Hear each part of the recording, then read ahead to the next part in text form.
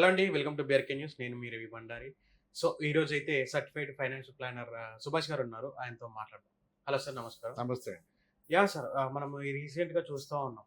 Trump tariffs అన్నది. So, మరి మన ఆర్థిక వ్యవస్థ పైన ఎలాంటి ప్రభావం చూపిస్తుందంటారు? ఓకే. గత ఐ థింక్ 6 మంత్స్‌గా ఈ టారిఫ్స్ ఇష్యూ ఇండియాని డెఫినిట్‌గా చాలా సీరియస్‌గా మనం ఎఫెక్ట్ అవుతున్నాం అందరం. అవును. ట్రంప్ వ్యూ పాయింట్ అతనిది. వాళ్ళ కంట్రీకి అతను బెనిఫిట్ చేయాలని అతను ట్రై చేస్తున్నాడు. అన్ని దేశాల మీద టారిఫ్ వేస్తున్నాడు. హ్మ్. అంటే యూఎస్ బిజినెస్ కొంచెం అవడానికి వాళ్ళకు కూడా లాభం కావాలని అతని ఉద్దేశం. Make America great again program అతను చేస్తున్నాడు. బాగా ప్రోగ్రామ్లో. సరే, వాళ్ళ విషయం పక్కన పెడితే మనకి ఎలా ఎఫెక్ట్ ఉంటుంది అంటే ఇండియా అంటే అతనికి చాలా స్పెషల్ ప్రేమ ఉందని ఇప్పుడు అర్థమైంది మనకి. అవును. సడన్ గా ఆల్మోస్ట్ హైయెస్ట్ టారిఫ్ ఇండియా మీద వేయడం జరుగుతుంది ఇప్పుడు. దాని కారణాలు ఏమైనా అవ్వచ్చు. రష్యా నుంచి ఆయిల్ కొంటున్నామని ఒకటి అవ్వచ్చు, లేదా మన మన ఎకానమీ గ్రోత్ కొంచెం స్లో అయితే వాళ్ళకి బెటర్గా ఉంటుందని ఉద్దేశం ఉండొచ్చేమో తెలియదు. Ultimate India is the 4th largest economy in the world okay. And fastest growing economy in the world. 6.5%, 7% GDP ఏ కంట్రీ పెరగట్లేదు. ఈ రేట్లో మనం ఇంకొక 2 ఏళ్లలో 3rd లార్జెస్ట్ అయిపోతాం మనం. ఓకే. అంటే ఫస్ట్ యుఎస్, తర్వాత చైనా, తర్వాత ప్రస్తుతం జర్మనీ ఉంది, ఇండియా ఉంది. ఇండియా జర్మనీ వెరీ క్లోజ్ గా మనం బీట్ చేస్తాం. దగ్గర గ్యాప్ లో ఉన్నాం మనం. ఓకే. ప్లస్ మన రేట్ ఆఫ్ గ్రోత్ చాలా హైలో ఉన్నాం మనం. సో ఇవన్నీ కూడా డెఫినెట్గా ఎక్కడో యాక్ట్ అవుతూ ఉండొచ్చు వాళ్ళ మైండ్స్ లో. Okay. So tariff is one tool which uses. అంటే మామూలుగా ఈ పాత రోజు యుద్ధాలు చేసేవారు, ఇప్పుడు టారిఫ్ ఒక యుద్ధంగా అనుకోవచ్చు మనం. ఓకే. సో పాయింట్కి వస్తే ఇప్పుడు ఫస్ట్ మనం 25% టారిఫ్స్ అనుకున్నాం మనం ఫస్ట్. అదే పెద్ద టారిఫ్ యాక్చువల్లీ మనకి. ఇంతకుముందు 12%, 60% టారిఫ్ లో ఉండేది ఇండియా. బికాస్ వాళ్ళ గూడ్స్ కి ఇండియా చాలా హెవీ టారిఫ్స్ వేస్తుంది. అతను ముందు నుంచి అతను కామెంట్ చేసేవాడు. సో ఇప్పుడు 50% టారిఫ్ ఎఫెక్ట్ అయిపోతుంది 27th ఆగస్ట్ నుంచి. అంటే రేపు రాత్రి మిడ్-నైట్ నుంచి ఎఫెక్ట్ అయిపోతుంది నుంచి అతను ఆర్డర్ కూడా సైన్ చేయడం జరిగింది. ఓకే. మనకి యుఎస్ తో ట్రేడ్, మన ఎక్స్పోర్ట్స్ టు యుఎస్ ఎఫెక్టివ్ గా చూస్తే అది అబౌట్ $80 billion. $80 billion ఆ రేంజ్ లో ఉంది మనకి. సో ఈ టారిఫ్ వల్ల అది ఆబ్వియస్ గా అక్కడ డిమాండ్ తగ్గుతుంది. మన గూడ్స్ ఎక్స్పెన్సివ్ అవుతాయి యుఎస్ చేరి ల్యాండ్ అయ్యేప్పటికీ. దాంట్లో కొన్ని 25%, కొన్ని 50% టారిఫ్ కేటగిరీలో ఉంటాయి. సో డెఫినెట్ గా మన 80% బికమ్ మేబీ 65-70 అయిపోతుందేమో, 60 కూడా అయిపోతుంది చెప్పలేదు దాన్ని. ఓకే. సో దానికి మనం లక్కీగా మనం టైం ఉంది మనకి. 6 months మనం ప్రిపేర్ అయ్యాం మన బ్యాక్ ఎండ్ లో మన గవర్నమెంట్ వాళ్ళతో. యూకేతో ఒక ఫ్రీ ట్రేడ్ అగ్రిమెంట్ చేయడం జరిగింది 2 months back, also 1.5-2 months back. అంటే మన ఎక్స్పోర్ట్స్ యూకే ఇంకా మనం పెంచబోతున్నాం. అలాగే వాళ్ళ గూడ్స్ ఇండియాలోకి మనం ఇంకా ఇంపోర్ట్ చేస్తాం. వాళ్ళకి మనం స్మూత్ గా వాళ్ళ సేల్ కూడా మనం ఫెసిలిటేట్ చేసే ప్లాన్ లో ఉన్నాం మనం ఇండియాలో కూడా. దేర్ఫోర్ మ్యూచువల్ ట్రేడ్ మనకి యూకే కూడా బాగానే ఉండిపోతుంది.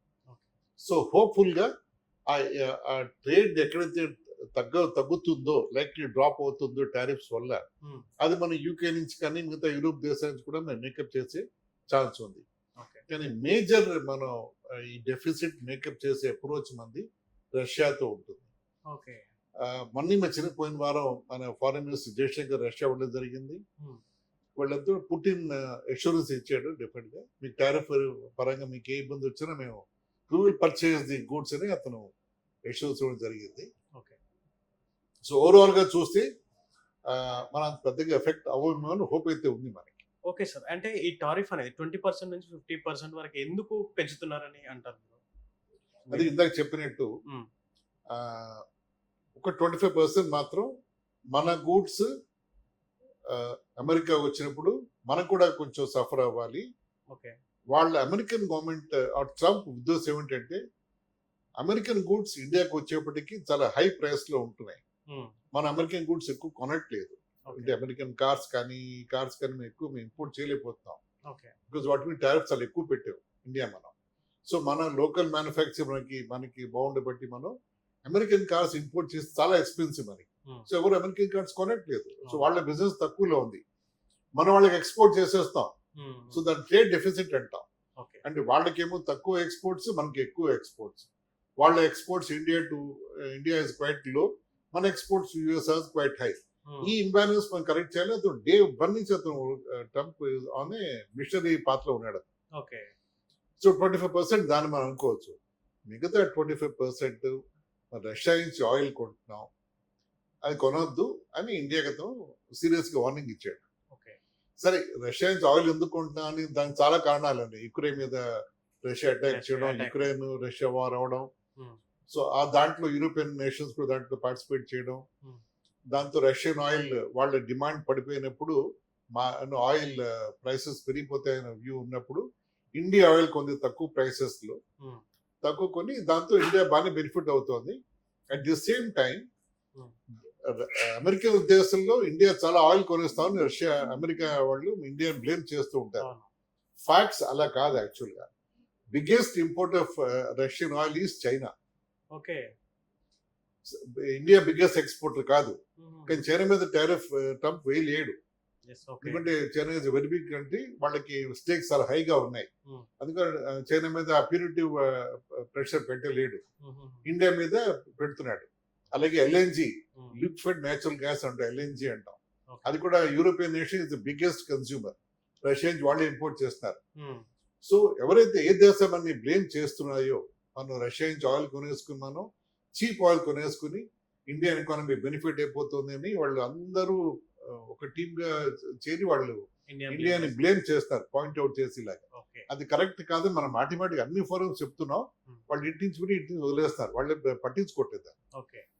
సో ఆ బేసిస్ మీద మీరు రష్యా నుంచి ఆయిల్ కొంటున్నారు, దేర్ఫోర్ మీ డబ్బు రష్యాకి వెళ్ళి రష్యా చేసి యుక్రెయిన్ వారి మీద మీ డబ్బు వాడుతున్నారు కాబట్టి మేము పెనాల్టీ వేస్తామని చెప్పి 20% వేసాడు. అది 25 + 25 50%. అది హైలీ అన్రీజనబుల్ అప్రోచ్ అది. బట్ స్టిల్ వాళ్ళ ఉద్దేశం వాళ్ళది. ఇండియా చెప్పాల్సింది చెప్పింది. తర్వాత ఇంకా నువ్వు up to us to take it, how to take this forward is India's approach.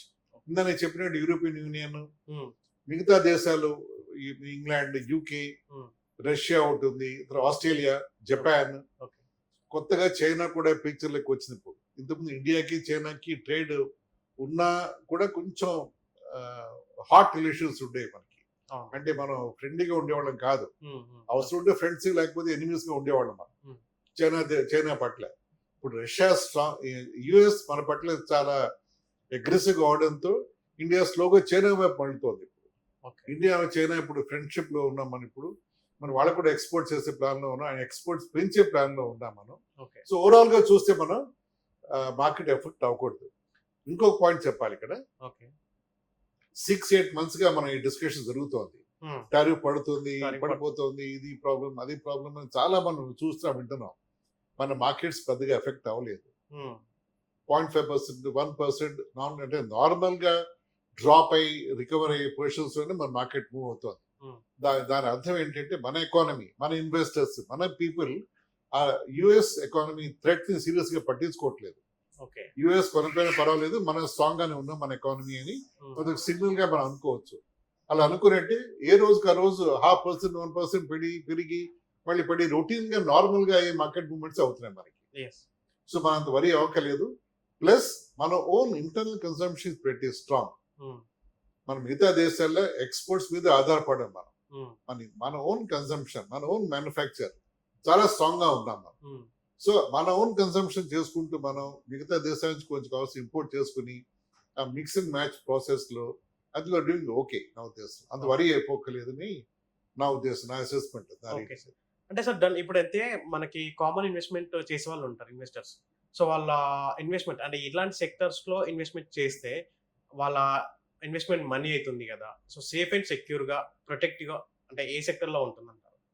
Okay, ఇప్పుడు మన ఇండియాలో ఏ సెక్టర్స్ బాగున్నాయంటే ఇప్పుడు ఆటోమొబైల్ సెక్టర్ మనం డూయింగ్ రీజనబ్లీ ఓకే. ఫార్మా బాగానే ఉన్నాం మనం.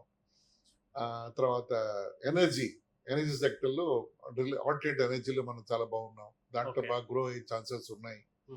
మ్యానుఫ్యాక్చరింగ్, ఈ 4 సెక్టర్స్ చాలా బాగున్నాయి. ఫైనాన్షియల్ సర్వీసెస్ కూడా చాలా బాగుంది.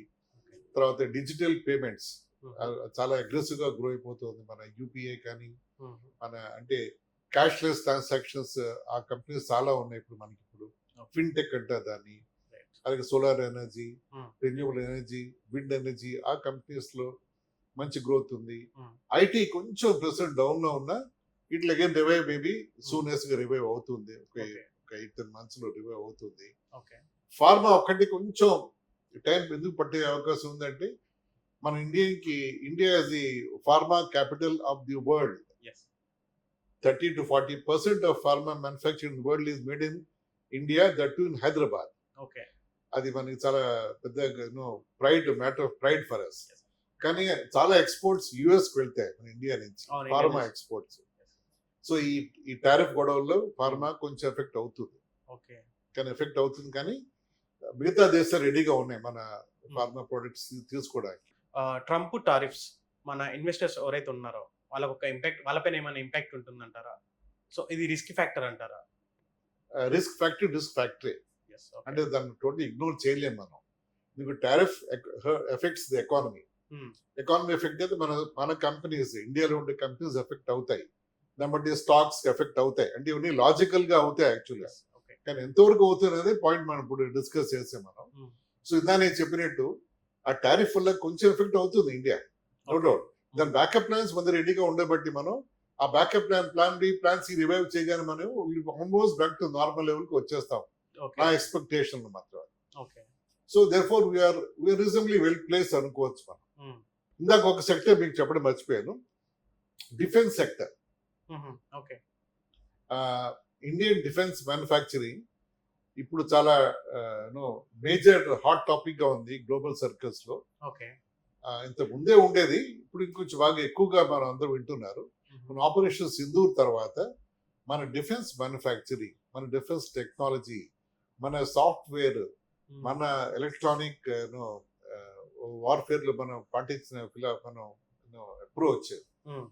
దాని మీద చాలా అందరికి పెద్ద ఒపీనియన్, చాలా స్ట్రాంగ్ మంచి ఒపీనియన్ ఉంది. ఇప్పుడు చాలా కంపెనీస్ పబ్లిక్ సెక్టర్ అండర్టేకింగ్స్ అవ్వచ్చు, అంటే హెచ్ఏఎల్, బీడిఎల్ ఇలాంటి కంపెనీస్, Hmm. బిఈఎల్ ఇలాంటి కంపెనీస్, ప్లస్ దానికి సపోర్ట్ చేసే యాన్సిలరీ కంపెనీస్ Hmm. చాలా ఉన్నాయి. మేబీ అబౌట్ 40-50 కంపెనీస్ ఉంటాయి డిఫెన్స్ సెక్టర్ లో. Okay. ఇప్పుడు బ్రహ్మోస్ అని, తర్వాత అగ్ని-5 మిసైల్స్ అని చాలా మనం వింటున్నాం. వాటికి ఆర్డర్స్ చాలా వస్తున్నాయి ఇండియాకి. Hmm. అంటే మన ఆపరేషన్ సింధూర్ లో ఈ ఎక్విప్మెంట్, ఈ kind of defence equipment success చూసిన తర్వాత చాలా ఆర్డర్స్ మనకు వస్తున్నాయి మన ఇండియన్ గవర్నమెంట్ కి, Okay. మాకు సప్లై చేయండి ఈ ఐటమ్స్ అని. Okay. సో మన డిఫెన్స్ లో కూడా చాలా స్ట్రాంగ్ గా మనం అవుతున్నాం. It's a present surprise to many Indians. మన చాలా మంది తెలియదు అంటే మనకి ఎంత కేపబిలిటీ ఉందా అని. Hmm. బ్రహ్మోస్ అవ్వచ్చు, అగ్ని మిసైల్స్ అవ్వచ్చు, మనం చాలా స్ట్రాంగ్ గా ఉన్నాం. Hmm. వీటన్నిటి కూడా ఈ తయారు చేసే కంపెనీస్ కి చాలా మంచి స్ట్రాంగ్ గా పెర్ఫార్మెన్స్ బట్టి అవి కూడా చాలా బాగా పెర్ఫార్మ్ చేస్తున్నాయి. Okay. సో అలా అనుకోవచ్చు. ఈ ట్రంప్ టారిఫ్స్ అనేవి మనకి ఫ్యూచర్ లో ఇంకా ఇంక్రీజ్ అయ్యే ఛాన్స్ ఉందా, లేకపోతే తగ్గించే ఛాన్స్ ఏమైనా ఉందా? సో ఎలా ఉంటుంది? ఇంక్రీజ్ అయ్యే ఛాన్స్ ఉండదని హోప్ చేద్దాం. Hmm. తగ్గించే ఛాన్స్ డెఫినెట్ గా ఉంది. Okay. ఎందుకంటే ఇప్పుడే రేపటి నుంచి ఎల్లుండి నుంచి ఫుల్ గా ఎఫెక్ట్ రోల్ అవుట్ అవుతుంది ఈ టారిఫ్. ఇది అయిన తర్వాత maybe after some time the world will realise. ఎందుకంటే ఇండియన్ గూడ్స్ అమెరికాకి చేరకపోతే అమెరికన్ పీపుల్ కి నష్టం అది. Hmm. మనైతే మన కంపెనీస్ ఎఫెక్ట్ అవుతాయి, సేల్స్ డ్రాప్ అవుతాయి, కొంచెం మనం డెఫినెట్ గా ఇంపాక్ట్ అవుతాం. Okay. యాజ్ ఎ కన్స్యూమర్ వాళ్ళు కూడా ఎఫెక్ట్ అవుతారు అక్కడ. అంటే మంచి గూడ్స్ ఎకనామిక్ ప్రైసెస్ లో రాకపోతే వాళ్ళు ఎఫెక్ట్ అవుతారు. Hmm. ఇక్కడి నుంచి ఉండే ప్రైసెస్ 50% టారిఫ్ లో ప్రైస్ బాగా పెరిగిపోయి ఉంటుంది వాళ్ళ స్టోర్స్ లో. Okay. అది వాళ్ళు కూడా ఎఫోర్డ్ చేయలేకపోవచ్చు, Hmm. అక్కడ యుఎస్ కామన్ మ్యాన్ కూడా. సో ఇద్దరికి ఇబ్బంది అది. హోప్ఫుల్లీ ఓవర్ టైం కొంచెం కామన్ సెన్స్ ప్రివైల్ అయ్యి టారిఫ్ ఇష్యూ కానీ రిజాల్వ్ అవ్వడం అందరికి మంచిది. Okay. బ్యాక్ సైడ్ డిప్లొమసీ చాలా జరుగుతూ ఉంటుంది. సో ఐఎమ్ షూర్, అంటే Trump wants to prove A point. Hmm. అంటే మీకు నేను ఎఫెక్ట్ గా మీ మీద నేను హార్ష్ డెసిషన్ తీసుకుంటాను, ప్రిన్సిపల్ లాగా మీకు పనిష్మెంట్ ఇస్తాను అని పనిష్మెంట్ ఇచ్చిన తర్వాత కొంచెం ఈగో సాటిస్ఫై అయిన తర్వాత I'm sure things will get back normal. అది నా ఎక్స్పెక్టేషన్, హోప్ కూడా అది. Yes. Yeah. Yeah. Thank you, sir. Thank you so much. Thank you.